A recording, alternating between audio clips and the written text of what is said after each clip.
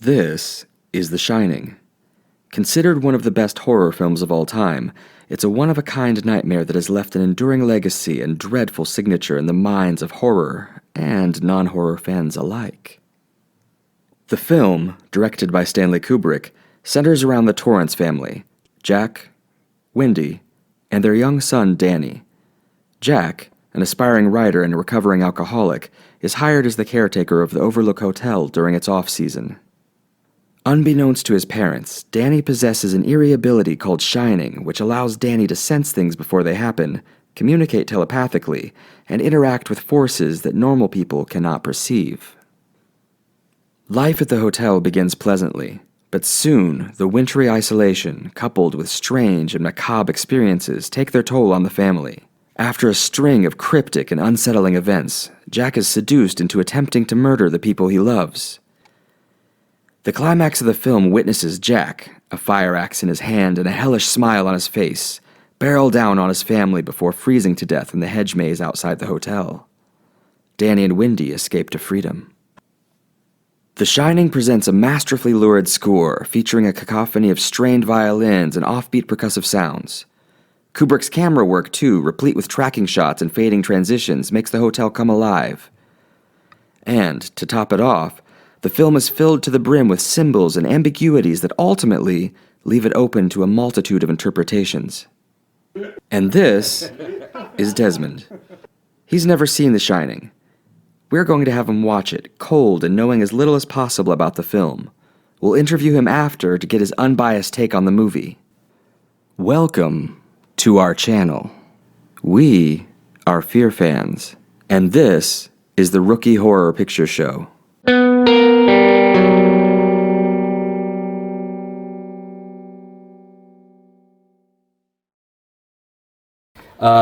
Desmond. Hello. Hello? How do you feel about horror movies? I love them. I actually do like horror movies. I used to watch a lot when I was a kid with my aunts. So I must have been maybe 5 or 6 years old, and I think I watched I remember watching Alien with her, and that was like the first time I watched any horror movies with her. I also watched X-Files. Okay, yeah. When I was really young with her, but I don't remember much. Desmond, what scares you? Oh, that's a very hard question because, from experience, I remember watching The Ring when I was very young, and the Japanese version of The Ring. That scared me a lot. I remember that because I had a phobia of going to the toilet on my own since then. When because I was so young. That definitely did some psychological damage when I was younger. So you mentioned this a little bit before, but what horror movies have you seen? Obviously, The Ring. That's forever in there. The Japanese version. I've also seen the English version. What was the most recent horror film that you watched? What was the name? It was on Netflix. Maybe it was called. Is it called Veronica? Veronica. Yeah. Spanish. Spanish film. Yeah, Spanish film. Yeah, Veronica. That one was quite good. Cool. I also watched. Before that one, I watched Ouija. I think. I quite like the Insidious stuff. Oh, this one did scare me. I think, and I remember watching it with my mum. It was Paranormal Activity. The first one and the second one. So you do have kind of a history of watching horror movies, but you've never seen The Shining. Yeah, never. What do you know about The Shining? I know fuck all. I have no idea. Wasn't The Shining the one with like 2 girls in it? Do you have anything left? What's that behind you? That would be a wall. Yeah. Then what is your opinion of Jack Nicholson? Who's that? There you go. I think you're ready. So Desmond, you just watched Stanley Kubrick's The Shining. Yeah. What did you think of the movie? Happened. Number one's old. Yeah, definitely.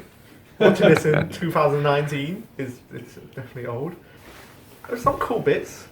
Some of the scenes were like quite well shot. Yeah, I like the place. The setting was pretty cool. There was one bit that was a bit too convenient. It was the snow. The snow slide was a bit too convenient. It's like, oh look, it's just like this is the toilet and then this is the slide. Here you go. Whee! The ending part I couldn't understand with the picture because I couldn't remember what the day was. Yeah. But July 4th, 1921. yeah, Overlook Hotel. yeah, Overlook Hotel, yeah. But like, has he got like the shine himself? Because he's seen things. He explained to the kid. That's it. That people with the shine will see things that normal people don't see. Yeah. So maybe his dad has the shine as well because he's seeing all these crazy things going on in the hotel. Okay. And talking to old dead guy. I thought it was interesting that Desmond considered that Jack might have the shine like Danny does. That didn't really click with me even after multiple viewings of the movie. It took me doing some research on the movie. I read it somewhere or saw it in some video clip about it and kind of thought, oh yeah, well that makes a lot more sense now that Jack would have the shining and that maybe it was passed on to Danny through him somehow. Oh yeah, and Danny's the only character who's told that he has the shine. Right. The fact that Jack has it as well, I mean, obviously he can interact and he can confront and he has conversations with so many of the entities inside of the Overlook Hotel. It didn't occur to me at all that maybe he had the shining as well as his son. So I think there's definitely something hereditary about the shining that is passed on to other generations. Really cool. Yeah, it was really cool that Desmond picked up on that, like his first viewing. We didn't. I don't like how the girls were not really explained. At least in the first viewing, I just didn't understand why the girls needed to be the twins, the two that are like dressed up in blue, not red. I do like this Tony character. I have no idea what's happening. Yeah. But when he kept saying red rum, I guess he's trying to help the kid. He's just like some kind of guardian angel thing, I think. Maybe. Yeah. To help the kid, keep him safe. Right. But also like warn him of the things to come, I guess. But like he kept saying red rum and I was like, what the heck's red rum? And then when he finally wrote it and he saw it on the mirror, then you realise, oh, he's just trying to warn people that something bad's coming. You know, it's very interesting. The first time that I saw The Shining, I didn't know what to make of Tony. Yeah, same. I thought maybe this is his connection to The Shining. This is his means of making contact with other forces, with other things that other people can't see or perceive. I don't know. What did you think? The first time I saw The Shining, I thought Tony was the only part I didn't like about it. I thought the movie was great except for why does he have this imaginary friend that doesn't do much except, warn them at the last minute of something.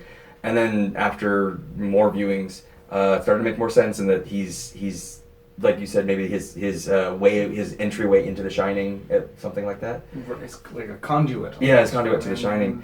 And then I read somewhere that one theory is that it's future Tony talking to himself from the future, trying to protect his the young version of himself.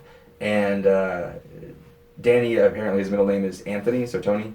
So that's kind of a cool theory. I don't know how much is there to back that up, but when you read or watch Dr. Sleep, you can kind of see how that would make more sense in there. Him kind of isolating himself from the horrors that are around him through his abilities. When Danny is most in need of guidance or consolation or assistance, he talks to Tony. Right. And Tony could just be some representation of himself. It could be his conduit to make contact with The Shining. But the fact of the matter is, it also could be, his future self. Tony is definitely there for him. And whether we like it or not, or however much we're put off by it, an important character. And it's cool that Desmond picked up on that right away. And surprising. It's one of the aspects of the movie he liked when it's something that we kind of were put off by in the beginning. How would you explain the movie to someone that had never seen it? Like if they're like, oh, what's The Shining about? How would you explain it in just like a couple sentences? like crazy dude with an axe murders people. That's it. That's how I would explain it. Apart from that, it's just like the rest of the place looks really nice. But we are curious how you would describe The Shining in one sentence or less. Yeah, put them down in the comments and we'll check them out and we'll pick our favorites. What did you like most about the movie? I liked a lot of the places that they were shooting inside the hotel were very symmetrical. It was quite cool, like seeing. I liked how the typing, really loud typing, and when she was flicking through the pages, and then you could see what he was doing. He was playing like little word art or something like that with his words, like the little pyramids. I like that. Yes, playing off of similar films such as Alien and The Thing. I think one of the hallmarks of The Shining, and one of its most indispensable elements, is the fact that the setting is completely isolated. Right. That the characters are completely at the mercy of whatever happens in the hotel because of how far away they are from any other, assisting human contact. And with that said, I've often thought of the Overlook Hotel as a main character of itself, because of all the entities or the ghosts or the imaginings that it houses. Yeah, in the documentary called Room 237, which is about a lot of the theories regarding The Shining, they mention how the hotel itself is kind of impossibly built, how some of the hallways are longer than the actual outer wall of the building, how there are windows in places where they shouldn't exist, where it's not outdoors beyond that wall, it should be another segment of the hotel, which adds to the hotel not just being a setting, but in a way being more, perhaps a character, like you said. Man, I love that. I love that theory. Yeah. It makes the hotel kind of maze-like. And it is cool that Desmond, one of the features he liked about the movie so much was the actual setting, because I think Stanley Kubrick put a lot of work into the visuals of just the setting, which seems to be more than an actual setting, just a setting. It's more than that. What did you like least about the film? Like, if you could pick one thing that you're like, that was bad, or I wish that wasn't in the movie. Like I said, it's the only thing is the twins. The twins weren't really explained like what they were for, and their mum. One of the most iconic parts of the entire film is the one that he hated the most. Yeah, I was terrified the first time I saw those twins. I didn't know what to think. Yeah, it was interesting that the one Come play with us, Richie.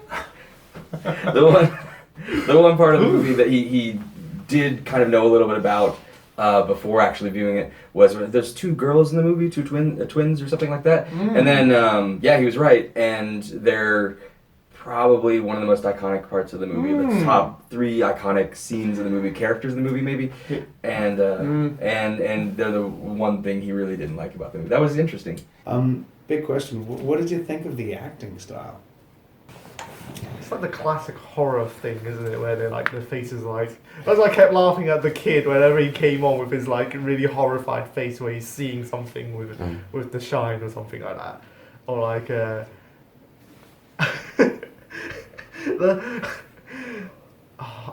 what's his name again? The one with the axe. Oh, Jack. Jack, that's it. With his like faces like... I don't even know like what he's doing with his face is like really... creepy looking face, and the mum's like really exaggerated, like scared expressions. Really interesting point. I think first of all, it's really difficult to be an actor in a horror film. Your reactions to all the horrific, terrible stuff have to seem genuine, have to come from a real place. According to legend, apparently Stanley Kubrick did over 100, 200 takes or something with that regard, and the reason, without telling his actors, by the way, to create some mental duress. That must have been hard. And I think something about The Shining is that you don't see acting like that in other movies. It is exaggerated, it is over the top, but it fits the tone so well, and somehow Kubrick knew that's how to get the tone he wanted. And I think when you see The Shining for the first time or whatever, the acting is quite striking. So Desmond's on point. Yeah, the acting was out there, but it fit. I like how I like, now that I talk about the mom, Wendy, I like how, what was it, at first she looks really useless. I thought she was just like, oh, she's just gonna be a useless character, and then like as in like a powerless character, not like she's actually not useful in the film, but like a powerless character. One of those like you get in some films where you have they try to portray the stereotypical, not powerful female character, which is not wrong, but like when she knocked him out with a bat and then dragged him to the storeroom, and then like when he actually got up, he was limping, so she actually must have smacked him as well when he was sleeping or whatever. I just thought maybe she whacked him on the ankle just for good measure, just in case he got out and to chase, which he did. And that's when that Grady guy outside the door says she's quite resourceful, that whatever. I was like, oh, maybe that is what she did. The first time that I saw The Shining, I considered Wendy just to be a meat puppet for some bloody murder to take place. I didn't think she would be as strong or as self-reliant as she turned out to be near the end of the film, and she was absolutely essential to the survival of her and Danny. Yeah, I mean, she's obviously scared, and her the acting of Shelley Duvall is over the top, and she's absolutely scared of what's happening to her and to her son, to her husband. But she, despite all that, and I think that's really important, despite all the scary stuff going on, despite how scared she actually is in the film, and she really shows how scared she is, she still manages to protect her son and herself, and ultimately escape and survive. I feel like the snow chase scene was a little bit too long, unnecessarily long. But I already knew that the boy would get out because he got out once with his mom, so he knows how to get out definitely. While the guy has no idea, and I was sitting there thinking, oh, when is he going to walk backwards in his tracks? When is he going to walk backwards? And then finally he does it. I was like, oh, smart boy. Did it scare you? Not really. Not really. Maybe if I watched it back in the 80s, maybe. I think it's because I've seen so many. Well, I wouldn't say seen so many, but I've seen the modern scary things now. I was a little bit surprised when I found out that Desmond wasn't scared of the film. To be honest, I mean, we were there in the dark, kind of monitoring his reactions a little bit, and because of that surveillance, I could see that he's not really getting scared of the film. But I mean, according to what he said, I think he had this experience. The anticipation of watching the film is of greater fear and anxiety than the actual experience of watching it. And this film really builds on anticipation and just drags out purposefully to, I think, really good effect. And I think this isn't a film that relies on jump scares or gross outs or things like that. It's, I would say, like the most psychologically scary movie out there. Today's horror films, they do rely a lot on kind of schlocky tricks such as jump scares. And some jump scares are fine, but over-reliance on them isn't fun. Do you have any unanswered questions about the movie? Yeah. The first one is that Grady person. Is like when he sees him in the toilet. Uh-huh. Okay, let's say that is the shine. And then how the fuck does he open the door for him? Like, who opens the door for him? Like, when he was stuck in the storeroom. Uh-huh. Did he open it himself? He can't have. He wasn't moving, at least when I was watching. Like, his arms are like there, and he's just, like, talking like a maniac at a supposed door, but you can't see the door, I guess. Maybe he was talking to someone. Maybe there's someone else in the hotel helping him. But that was definitely one thing, like, who the fuck is Grady? Maybe Grady was always there. What else got you? What else kind of made you question things, or are you wondering the about? Weird fluid coming out of the whatever they were the elevator doors? Elevators, yeah. Yeah, they're like red painted elevator doors, and like the red fluid is flowing everywhere. What would you call that red fluid? blood, I guess. I was hoping it was trying to be blood, but then whenever because the kid... What are they thinking could have been that's Kool-Aid. well, no, because the kid kept saying red rum. I'm like, oh, that must be rum. I guess he was trying to say murder, but like, he also saw red rum, so he wasn't lying. We were laughing at Desmond because he said red fluid. We were like, it's obviously blood. It's of course it's blood. But then he said, Danny has these kind of prophetic flashes of the blood coming out of the elevators throughout the movie, and the red rum thing. And if you think about it, like red rum, red colored liquid, and that kind of makes sense. So I kind of feel a little ridiculous laughing at that, because he might be onto something. That's kind of cool. Maybe it is blood. But also maybe it does represent red rum, which Red rum could connect to his dad's alcohol abuse problem, which is kind of a big theme of the movie and a bigger theme of the book. So it could be tying a lot of things together. That iconic blood coming out of the elevator. It represents murder. It could be a reference to Jack's alcoholism, or it could also tie in with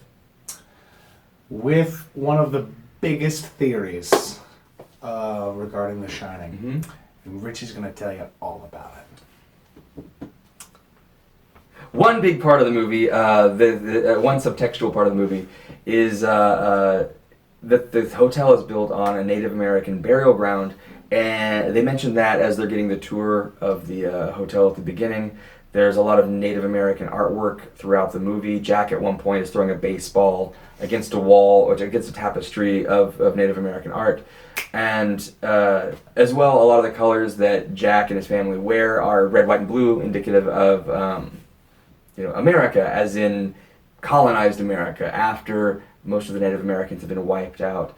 And the hotel is literally built on a Native American burial ground. So the blood coming up out of the elevators, which we can assume go down into the basement deep into the burial ground, could represent the blood of the Native Americans who've been killed by the white settlers. The red rum, or the white man's bourbon, which Jack refers to at one point in the movie when he's getting alcohol in the Great Hall area of the hotel. And notice that in the film, only one character gets killed that we see on screen. Which is interesting for horror movies in general. Only one character actually dies in the movie. Only one death.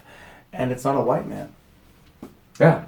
He kills a minority, which goes into this, if Jack represents kind of American colonialism, and which trampled the Native Americans, and now he takes out his rage on a minority, a black man in the movie. Do you think everything that happened over the course of the film was a result of